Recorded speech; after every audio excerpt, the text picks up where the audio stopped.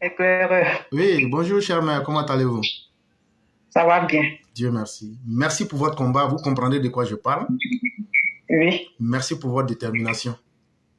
merci beaucoup. Et merci d'écrire l'histoire et non d'être quelqu'un qui est dans l'histoire, mais vous faites l'histoire. Et C'est vraiment, ça, merci à nous. vous. Merci à vous C'est ça. et merci à toute l'équipe. Merci beaucoup, éclaireur. Mhm. Et tout cela, c'est grâce à toi. Tout ce qui se passe aujourd'hui, c'est grâce à toi. C'est toi qui nous donnes la force. Et on tire notre force de toi, éclaireur. Depuis 2020, nous sommes avec toi et on va aller jusqu'au bout. Voilà. On va aller jusqu'au bout avec toi. Advienne ce que pourra. Mais on ira jusqu'au bout. Nous ne sommes pas venus dans ce combat-là à cause des cadres du RHDP. Nous sommes venus dans ce combat à cause de notre papa, Abdou. À cause des humiliations que ce monsieur a subies depuis des années. C'est à cause de ça nous sommes là. Sinon, nous ne sommes pas là à cause des cadres. Ils peuvent donner leur argent à qui ils veulent. Nous, on s'en fout de ça.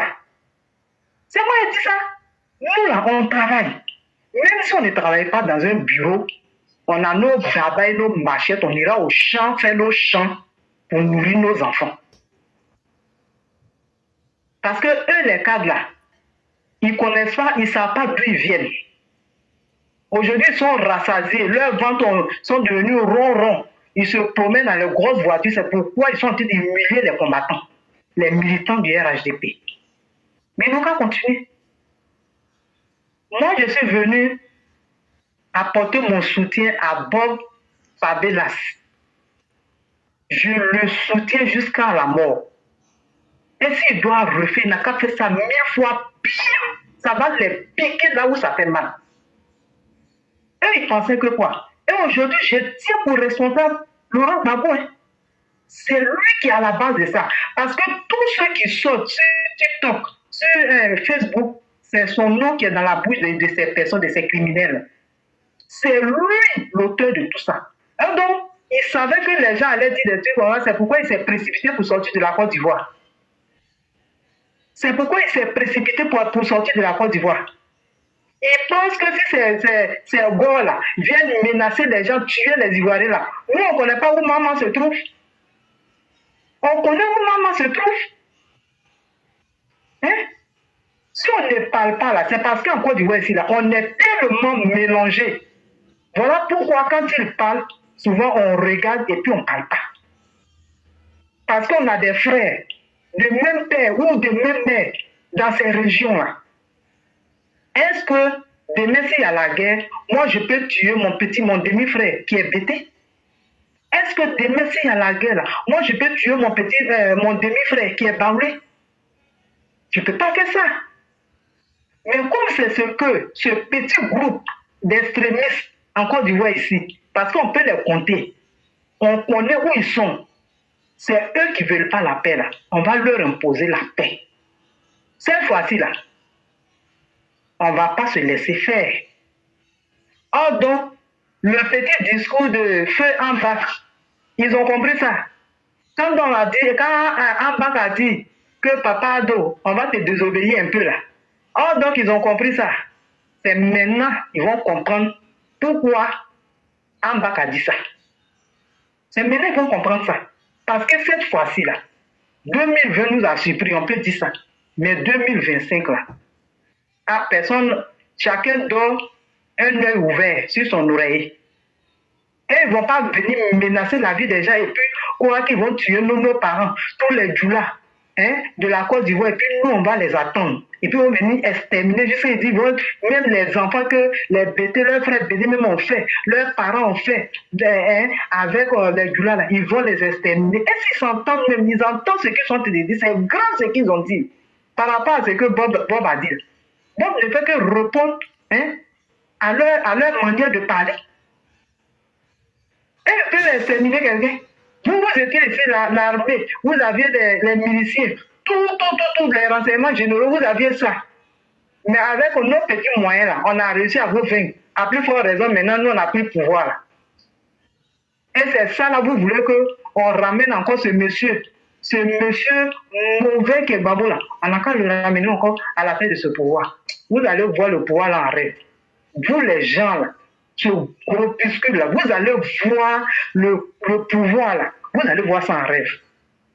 On ne va plus jamais vous donner, comment on appelle, nos voix, on ne va plus vous voter, et puis on va parler à nos enfants, et on va parler à nos arrière petits-enfants, pour qu'ils vous vomissent à jamais.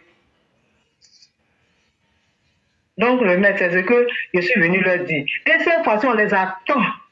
Ça sera œil pour œil, dent pour dent. Parce que nous aussi, là, nos vies, nous, on sait que le RADP ne va pas nous défendre. Donc nous-mêmes, là, on va se défendre. On ne va pas attendre que ces sorciers, là, ces criminels, ces nœuds là viennent nous attaquer, puis on va se laisser faire, et puis exterminer nos parents avec nos enfants. Nos enfants sont notre avenir. On ne va pas accepter ça. Donc ce que Bob a dit là, on le soutient aujourd'hui, on le soutient demain, on le soutient après-demain. S'ils veulent, ils n'ont qu'à prendre le RHDP, nous on va devenir notre RDR d'avant. Parce que c'est ce qu'on a toujours demandé. Moi-même, je me sens plus RDM que RHDP. Voilà. Je me sens plus RDR que RHDP. Ils n'ont qu'à prendre le RHDP là pour aller loin là-bas. Parce qu'eux, ils sont rassasiés, ils n'ont pas de responsabilité. Tout ce qui se dit, si tu t'en fais, ils ne vont pas dire qu'ils n'entendent pas ça. Toutes les injures contre le prophète, contre le président, ils insultent le monsieur jusqu'à rentrer au-dessus de sa culotte. On peut faire ça à quelqu'un? Un jour, un militant de RADP a insulté Gbagbo comme ça? Hein? Cette fois-ci là, en tout cas, papa, il faut quitter. Il faut quitter. Et puis ce qui me fait mal même là, c'est 2010, le président est venu et puis dit laissez. Si on avait donné un peu à ceux-là, Wallah, Bilal, ceux-là, ils n'allaient plus parler dans ce pays. Mais le monsieur nous a vite, il nous a trop vite maîtrisés. Et c'est ça qui me fait mal. Si on avait fait un peu à ces imbéciles-là, ils allaient nous respecter dans ce pays-là. Mais, ce qui est sûr, la guerre de Troie aura lieu.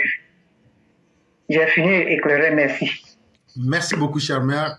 Merci de cette brillante participation. Vous ne sortez pas beaucoup pour parler, mais quand vous parlez, on entend et ça parle fort. Et c'est dit, Bob, le mannequin de la favelas, là, ce qu'il a fait là, même s'il répète ça 1000 fois, nous on va le soutenir. On s'en fout de votre RHDP. C'est Alassane Ouattara, c'est le nom qu'on connaît. Nous on est RDR, on est alassaniste, on s'en fout du reste. On vous dit ça tous les jours. C'est Alassane Ouattara qui vous a nommé cadre. Sinon nous là, on ne se reconnaît pas en vous. Ça, il faudra que vous vous mettiez ça en tête. Intégrez ça dans vos têtes. Mais tôt ou tard, Alassane Ouattara va quitter. C'est là que chacun va connaître son vrai poids. Et c'est là qu'on va vous mettre en face de vos ennemis. L'amitié que vous voulez faire, plaisir que vous voulez faire à vos ennemis là, ils vont vous montrer ce que c'est qu'une belle amitié. Vous avez vu des militants RHDP, RD aller s'aligner devant vos coups. Nous, on va jamais nous mettre en quatre pour nous humilier. On va aller travailler. Chère mère, merci infiniment. Merci de cette belle et brillante prestation et que la grâce de Dieu soit sur nous. Merci. Merci à tous et bonne fête à tous là-bas. Merci beaucoup, chère mère, et pareillement à vous aussi. Je voulais me prononcer sur une publication d'une personne, une dame, je ne sais pas trop comment elle s'appelle, qui a dit que la garde rapprochée du président, la personne qui garde le président, que c'est lui qui doit éliminer le président. Elle a dit que les Ivoiriens souffraient et que les Ivoiriens sont en train de mourir. Alors moi, je m'étonne parce que à chaque fois que les gens de l'opposition sortent, ils disent que les Ivoiriens meurent, que le président est en train de tuer les Ivoiriens, mais pourtant nous allons chaque fois au pays, on va souvent, on ne voit rien, on n'entend rien. Les gens sont en paix. Et je ne vois pas où est-ce que le président prend le temps d'aligner tous les matins les Ivoiriens pour les fusiller, quoi, parce que c'est à ça, je pense. Donc, je voudrais comprendre.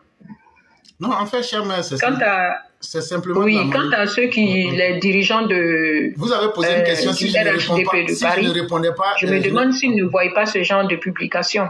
Okay. Parce que c'est Bob le mannequin, il n'a fait que répondre à tout ce que les autres disent sur les panels. C'est comme si c'est l'hôpital qui se foutait de la charité, quoi. Donc voilà ce que je voulais dire. Merci beaucoup, chère mère. La dame en question s'appelle Jeanne-Marie Tabo, Pinglini. Et c'est une vieille vidéo, mais cela ne retire en rien le caractère que ce soit quelque chose d'extrêmement violent. Parce qu'elle disait que pourquoi les gens qui sont les gardes rapprochés ne peuvent pas tirer sur le président et puis on va l'assassiner et puis on va passer. Oui. Et ça n'a ému personne. Dans un pays sérieux, cette dame-là, on aurait lancé un mandat contre elle. Incitation à l'assassinat d'un homme public. Oui. Mais ça n'a ni ému les dirigeants du RHDP, encore moins les opposants. Et c'est comme si en Côte d'Ivoire, il y a des gens qui ont seulement leur gueule pour parler, et eux, tout ce qu'ils disent doit être la vérité. Et il y a des gens qui sont là pour subir, et qui doivent tout subir, et qui ne doivent pas se plaindre. Mes chères mères, nous ne sommes plus dans la période des complaintes. Les gens peuvent dire ce qu'ils veulent. Mais la vraie réalité se trouve dans les faits. Ce que Alassane Ouattara a tué selon eux, là, on n'a jamais vu funérailles. Et ils n'ont qu'à demander les corps en donnant les noms. Ils n'ont qu'à nous donner les noms des personnes qui ont été tuées selon eux. Ils n'ont qu'à poster ça sur Facebook et puis on va aller chercher ces personnes.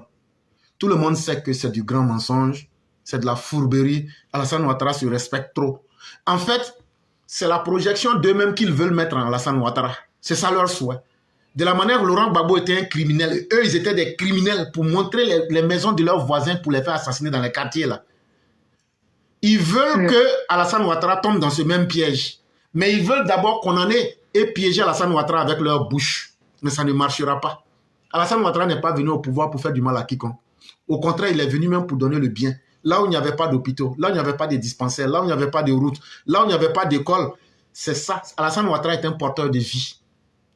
Il n'est pas un précepteur de la mort comme Laurent Gbagbo. Et c'est ça qui les fait mal. Ils auraient voulu que ce qu'eux sont, cela soit projeté et qu'on puisse voir ça en Alassane Ouattara. Ce n'est pas la bouche des gens qui transforment quelqu'un en criminel.